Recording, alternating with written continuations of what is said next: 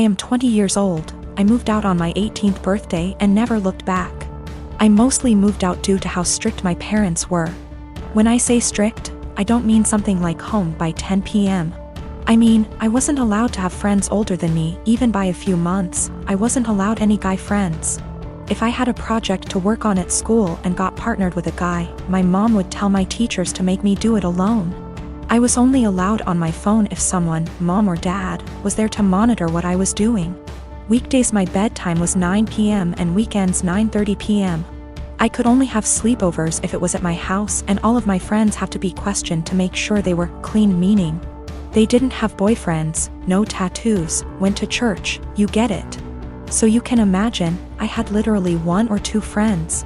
By 18, I didn't have any plans, I just packed my stuff and left. My parents weren't happy and tried for months to get me to come home, but I didn't plan on it. Anyways, I landed a damn good job and was able to get my first apartment shortly after. My friend is over at my house almost every day with her boyfriend and we just hang out. I didn't cut out all contact with my parents, but I limit it to only special occasions. My mom wanted to have a Zoom family call, whatever it's called, and asked me to join. I figured what the hell, I'll join and say hi. As I'm talking to my little cousin, in the background you could see my friend's boyfriend come into the living room area. Everyone's face kind of froze and I didn't think much of it. My mom asked who it was and I told her, and she immediately gets annoyed.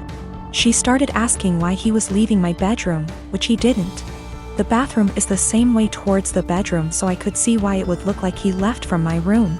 She and my dad proceeds to ask me why I have guys at my home, why is he 21 hanging around me? I just turned 20, but yeah, it was like I was 15 again.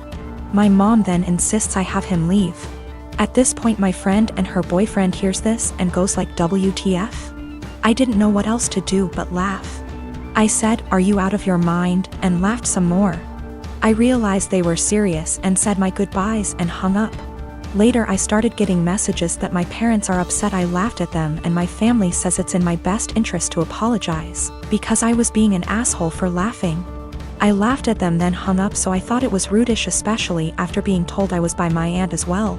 I'd feel terrible if I did such a thing, but someone did point out they'll never change their ways, so I think I might have to. You know, I've got no idea how to set boundaries, but I'm sure there's a few articles that can help me with that. I found out from my little cousin that my mom has been asking where I live, so now I'm kind of scared for that. Though not many know my address. If she asked the right people she might find out, I hope not.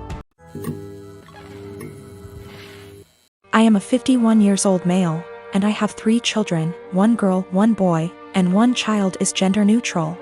My son Eric is the oldest, Eva is the middle child, and Charlie is my youngest. I'm still very new to the whole LGBTQ thing, so please correct me if I say something wrong. Now sadly, when the children were all young, their mother / my wife passed away in a car accident, and I've been raising them by myself ever since, as I've chosen to never remarry since my wife was / is the love of my life. I'll say I'm definitely not a perfect father, but I've done the best I could to raise my children. Now Eva has always been a bit more wild than her other siblings, even before her mother's passing. Ivy tried everything, ranging from having sit-down talks with her to putting her in therapy, as well as taking parenting classes and reading books to see what I could possibly do to help. Therapy did seem to help a little bit, but decided to stop soon after she turned 18. Now let me tell you the story as to why I'm here now. My daughter Eva still lives with me and Charlie as she goes to school, and has definitely been home more due to the pandemic, but has started to go out more now that they are letting up on some of the regulations. Now I was out getting dinner with an old high school buddy of mine when I get a panicked call from my son, who had been at my house hanging out with his siblings. To summarize what he told me, he got into an argument with Eva and Charlie sided with him. Eva became very volatile and even called Charlie a slur, which is a big hell no for me. So I headed home and tried to calm everything down. I told Eva I didn't care about what they had been arguing about, and that she wasn't allowed to disrespect Charlie or Eric like that. Me and Eva ended up now being the ones to start arguing, but I soon shut it down when I realized it wasn't gonna help. I forced her to apologize and took away her car privileges until she could learn to respect her siblings, and I thought it was the end of that. Well, the next morning after work I ended up coming home and finding scraps of papers all over. At first I didn't get it, but then soon found out that she cut up about half a dozen letters her mother had written me when I was much younger. I was livid. I know it was her because I have a couple cameras in my house. I just walked into her room and told her to get out. She was smug and rolled her eyes, but then I yelled, "Get the out of my house," and she realized I was serious. She was crying and screaming, but I had felt sorta numb at that point, and she left with a friend of hers. But now I feel like I was being too harsh, but I want to stand my ground. She did know about the cameras, but they're really just there for my dog. My wife and I, both mid-30s, have been happily married for 9 years. We don't have any kids and don't want kids. We had the what-if talk before getting married. She told me she would want to have an abortion if she ever got pregnant. Yesterday my wife told me she's 9 weeks pregnant. She's on the pill, but accidents happen. She said she wants to carry to term and give the baby up for adoption. Naturally, I was surprised by the news and her change of mind. I asked her if she considered getting an abortion. She said she had, but she doesn't want to because she feels a bond to the fetus. She told me she has been researching adoption and learned that the local adoption agencies only accept birth mothers who are okay with having an open adoption.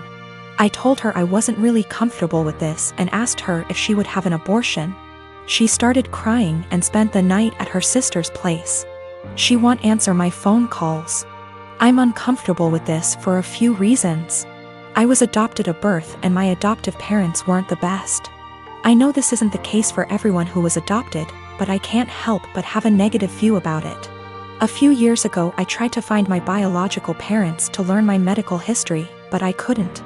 I was sore about it for a little while, but it doesn't bother me anymore. My wife is aware of these points.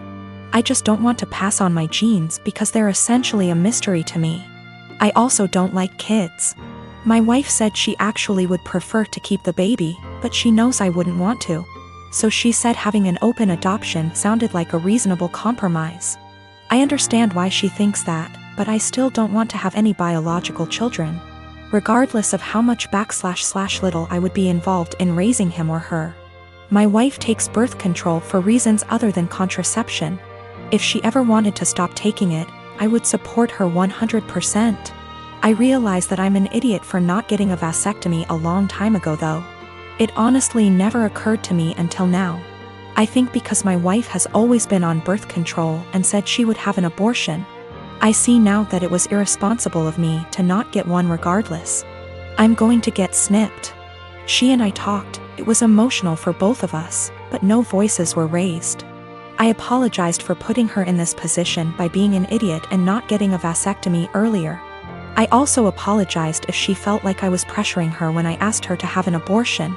I didn't mean to pressure her, but I know words aren't always received as we intended. She said she felt pressured a little, but forgave me because she knows I was totally caught off guard. She apologized for having a change of heart regarding abortion. She said she was really surprised by her own feelings and hopes I don't feel like she tricked me. I don't. We mutually agreed that it would be good to spend one more night apart to really think. We've always have a strong marriage, and we're both committed to working through this, whatever that may look like. My name is Mary, and I'm expecting my first baby with my husband. This is the first grandchild in the family, in-laws, and they said that if the baby's a boy then we'll give him my father-in-law's name. He's dead due to cancer. I had no problem with that. This happened before we found out the gender of the baby. My husband and his family had me do things like attend prayers and do other rituals before the reveal at the doctor's. I didn't like that but went with it to keep the peace. Our appointment came, and it turned out to be a girl. My husband cried in the car, then turned his phone off to hide from his family, then finally told them. His mom and the others made their frustration and disappointment clear, which bothered me cause my daughter deserves to be celebrated, but they ghosted me for days, then started coming over and visiting, constantly referring to my daughter as my son, claiming the results were false and basically pretending it's a boy. I had severe fights with them after they refused to stop it. And my husband sided with them despite seeing how wrong and unreasonable what they were doing was. We didn't speak for a while. Sister-in-law called to apologize, then informed me she arranged for a baby shower for me. I was so excited and happy. But when I arrived I saw blue balloons, blue cake with father-in-law's name / decorations around. I was so confused I had to sit down. Sister-in-law explained they were still hoping the gender results are false and it's a boy. I looked at my husband and he agreed with her. I lost my temper and yelled at them all, calling them delusionals and telling them to stop treating my daughter like she's unwanted and act like she doesn't exist by throwing a party for their imaginary grandson. Mother-in-law broke down crying. I took my bag and walked out immediately.